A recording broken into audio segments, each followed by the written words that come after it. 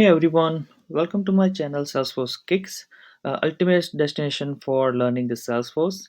If you are new to the Salesforce environment or Salesforce ecosystem, or if you wanted to learn about the Salesforce, you came to the right place. If you don't know about the Salesforce, if you don't know what is the Salesforce, I made the previous video.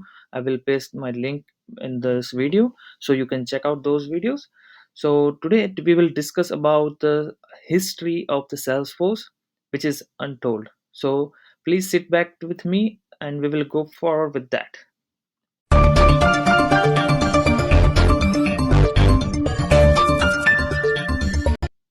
So as I told you during the previous video, in the Salesforce is an American cloud-based software company whose headquarters in the San Francisco and California. It provides the customer relationship management service and also provides the enterprise applications focus on the customer service, marketing automation, analytics, and application development. So Salesforce provide internet-based service for which we don't need any software to install in our local system. It just run on our browser and we need internet and you can run that software. So we are starting our history from 1999 to 2002 about the Salesforce. So this is the graph we are just showing, like which history we will cover initially. So first we will going to discuss about the 1999. So in 1999 we can call it as a fast, simple, and right the first time that time they made this software. So Salesforce vision is to be the world-class internet company for Salesforce automation. So they did the incorporation of that company on March 8 with the founders of Marc Benioff, Park Harrison, Frank Domiak, and Dave Melioff. Two of the Salesforce early investors were Larry Ellison, and the co-founder of the first CEO of Oracle, and Hursley Minor, the founder of the Cinet. So you can see that the pictures of these people who started the Salesforce. So development of the first version of the Salesforce CRM they did in the rented one bedroom apartment. You can see this is a sample image I got it from the internet about how that apartment looks like.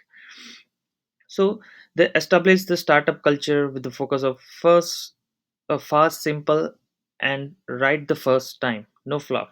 That means their motto to create the Salesforce is just to make no code solution and which is very fast and simple way anyone can understand this and they can made it in the first time right. So that is their motto about implementing the Salesforce.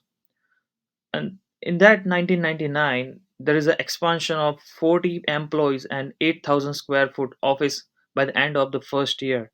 So they moved their office to that another office. Now in 2002, uh, this is the year they started the 111 model. I will explain you what is that. So the officially launch of the Salesforce.com on February 7th. So into 1999, they are just implementing and officially they launch in February 9th with an event theme around the end of the software. As I told you, for Salesforce, you don't need to install any software in your local device, local laptop or desktop. You just simply can run on browser. So they got the boost from the major press coverage in the Wall Street Journal. So what they did, uh, they hired the actors to stage a mock protest outside the Sabian System Conference. The protester carry the sign with the anti-software messages to drive home sales. So you can see this is the protest images, and they carry the no software era beginning for the Salesforce. So through that process they got a hike in that popularities, and they hired the actors to see that kind of conference and protesters. So challenges during the dot-com bubble burst, they got the challenges during that and leading the 20% of reduction in the workforce. So what is the dot-com bubble burst? So dot-com bubble burst is like we can call as a internet era that started in 1995, So many companies who are depend on the internet, so they are getting so much hype and they are getting so much revenue and so much business through that. But up in within a 5 years, they got bubble burst. That means that companies are getting the stock exchange are broken down due to that their companies and their market values, and due to that those companies are not getting proper hikes, and many companies are shut down during that time. And just because of that recession, Salesforce need to do the 20% of reduction in their workforce. And during that year they did the introduction of Salesforce Ops 111 model to improve the community. So what is that 111 model says? It please 1% invites all the entrepreneurs and their companies to commit important resources, that is product time, 1% of product, 1% of their time, and 1% of their resources to support the integrating philanthropias into their business, right? So through that way they are doing the novel, they started novel cause regarding the non-profit organizations or the peoples. In November, they moved to the large base of the one market straight from the raccoon centers. So I got some this kind of image from the Google and from the Salesforce website about how the initial the office looks like about the Salesforce.com. So they moved to that another location, and during that year, their revenue reaches to 5.4 million for the fiscal year ending January 31st, 2001. So they have started growing. Now, in the next year, 2001, we call as Mark Benioff named as a CEO for the Salesforce. So here in there is an expansion in the worldwide marketplace with the headquarters in Dublin and Tokyo. So you can see the images of their offices, Salesforce office in that Dublin and Tokyo. Uh, so due to that, it's surpassing the 3,000 customers and making the Salesforce the fastest growing CRM company. So during that year they passes the 3,000 customers, and they increasing day by day, and the fastest growing, they made the fastest growing CRM company. So during that year Mark Benioff named CEO and chairman in the November. So that is the very important year for the Mark Benioff because he named as a CEO for that company. And due to that, that revenue grows to the 22.4 millions for the fiscal year ending January 31st, 2002. So we can see it is increasing day by day, the revenue is growing up. So next we will go for the next year 2002. uh, in 2002 we can say the global in 107 countries. So the expand they started the expansion to 5,740 customers with global presence in 107 countries. So they started increasing their global footprints, and they started making the global customers. Mark Benioff predicts a transformation in the technology and the business world. So Mark Benioff, they predict that like the now the coming eras and coming future is like the digital transformation. So many people will go towards our internet technology, and all they will accept about the digital things. So that is the started the era. And during that time, year 2002, that revenue increases to 51 million for the fiscal year ending January 31st, 2003. So again the revenue is growing up. Now now in the next session we are discussing about uh, our history from 2003 to 2006. So here we can see the chart 3, 4, 5, 6. So and in this box I have mentioned the what are the highlights of that years. So if you want to pause and if you want to take the picture or whatever, so you can easily take that notes for that years. So now in 2003 Dreamforce started. So what is the Dreamforce? So Dreamforce is an event in which many of the people who are interested in the Salesforce, they attend the event, that kind of conference. So that through that way they can understand what is the Salesforce, what is their future scope, what is their future implementation they are planning it. So they will give their ideas what they are trying to do in the future, and what is the update in the Salesforce. So that is the Dreamforce event. I will explain you in that our next video. So first Dreamforce event held at the Western State Francis Hotel.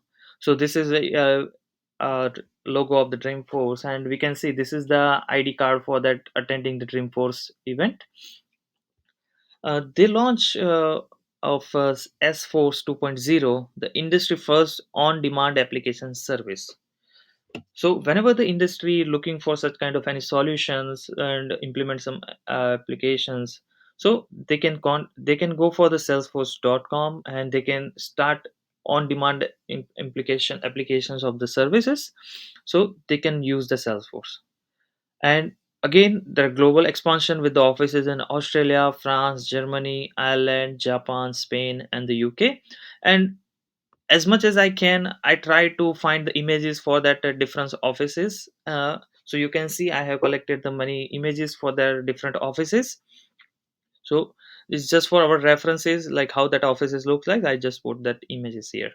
And during that time, nearly 100 million in the revenue by the end of that year they made, and they increasing and they growing it. Next year in 2004, they increasing into the 12 offices around the world.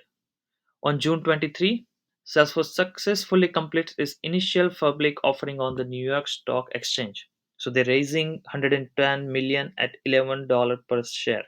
So they started investing into the stock market, and they started and giving the shares to the people so they can invest into the Salesforce.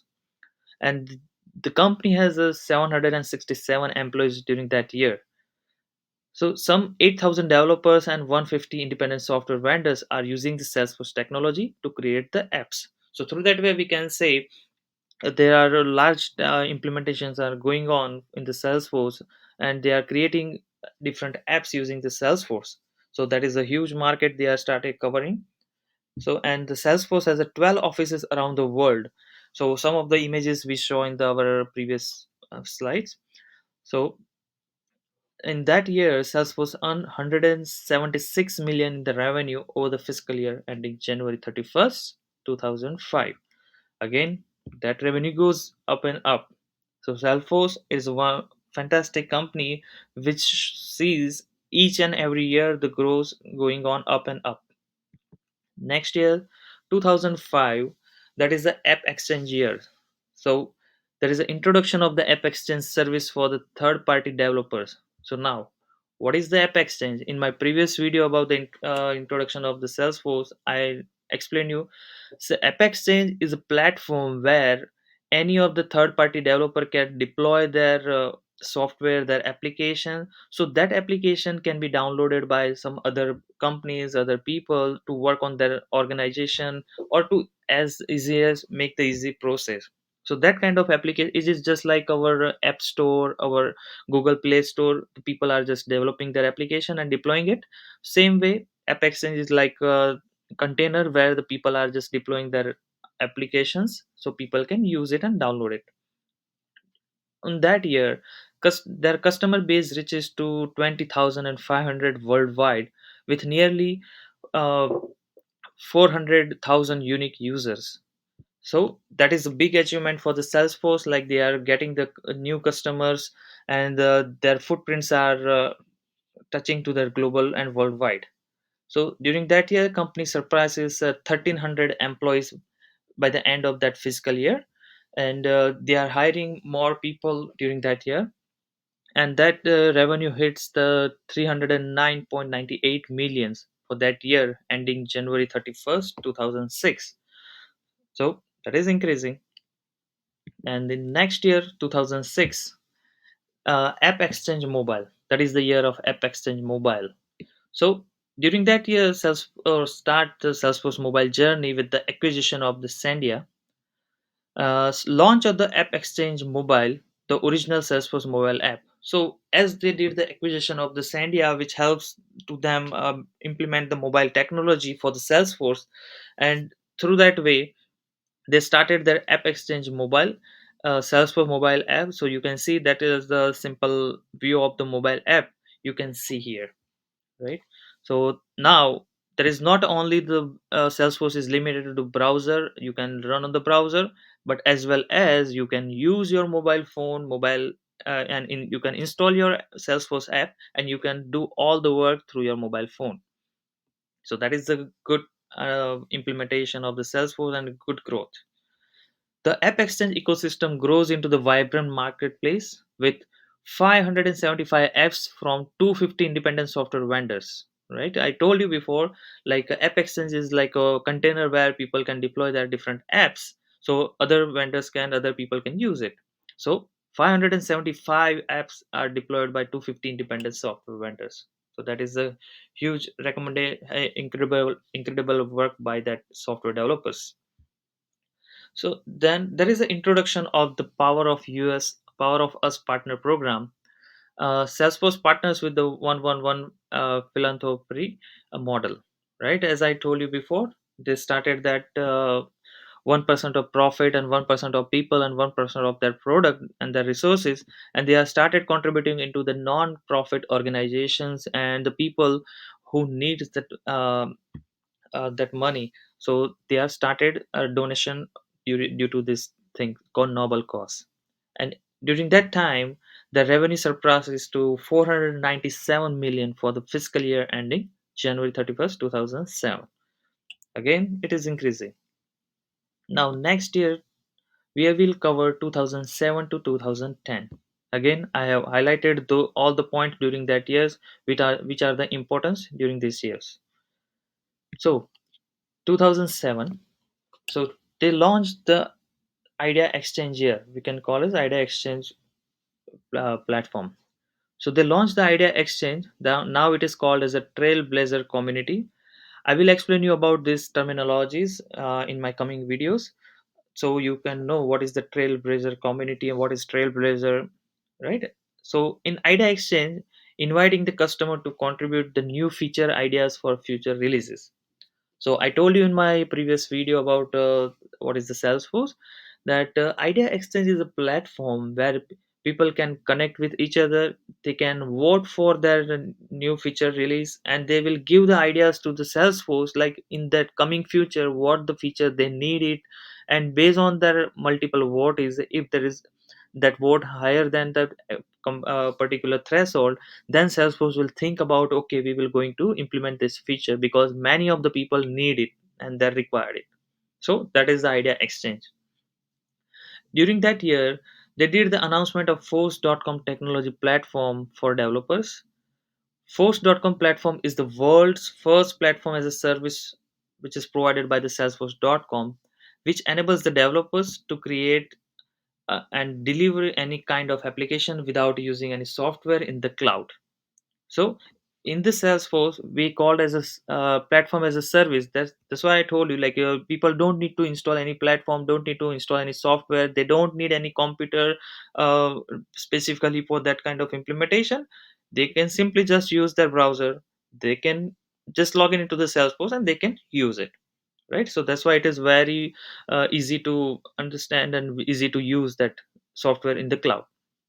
The App Exchange community has 250 independent software vendors partners.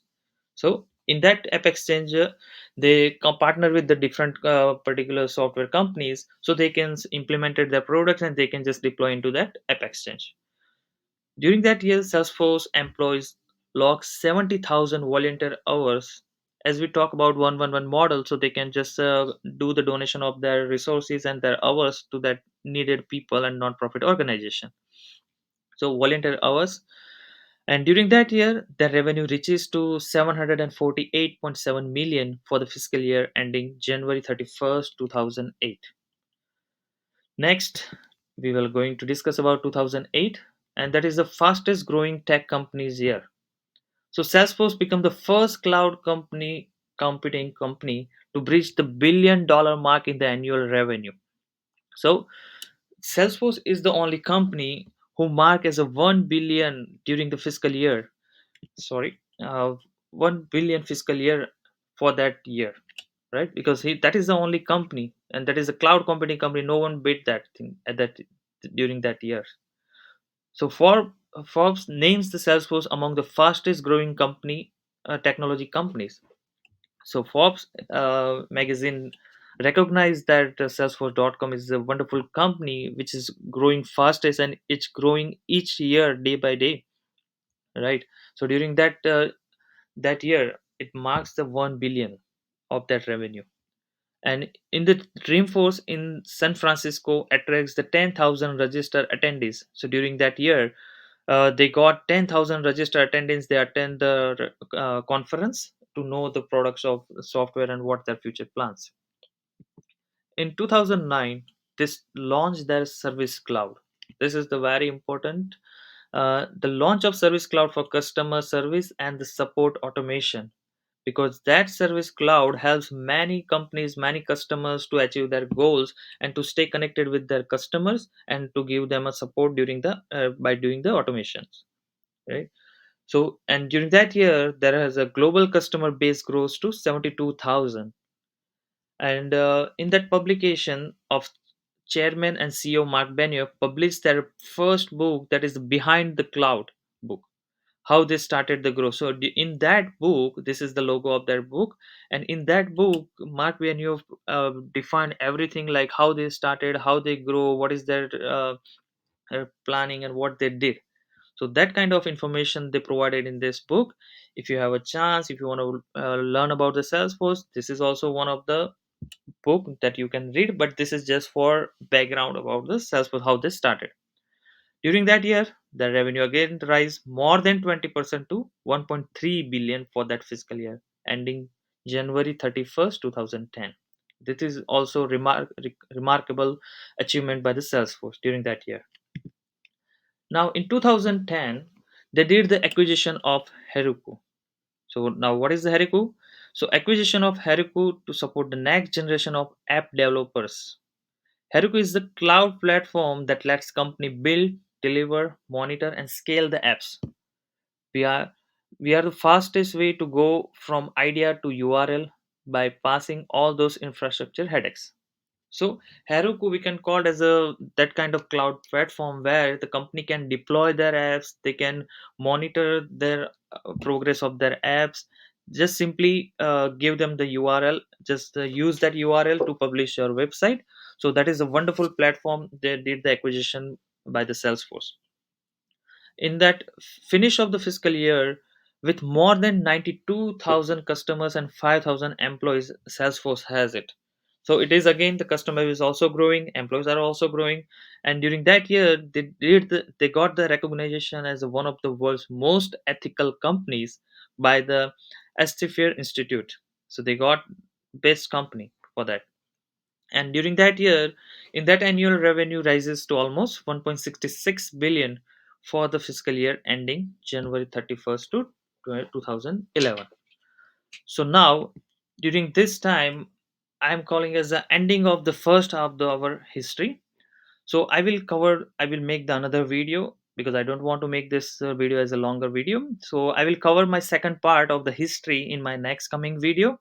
And during this video, if you have any questions, if you have any doubt, or if you like that video, please do like, subscribe, and share this video with your one of the any of the friends who are interested to learn about the Salesforce, and they wanted to come into the Salesforce ecosystem. So by this video, they can learn it, and I will put my link to my different videos in my comment sections and in my description.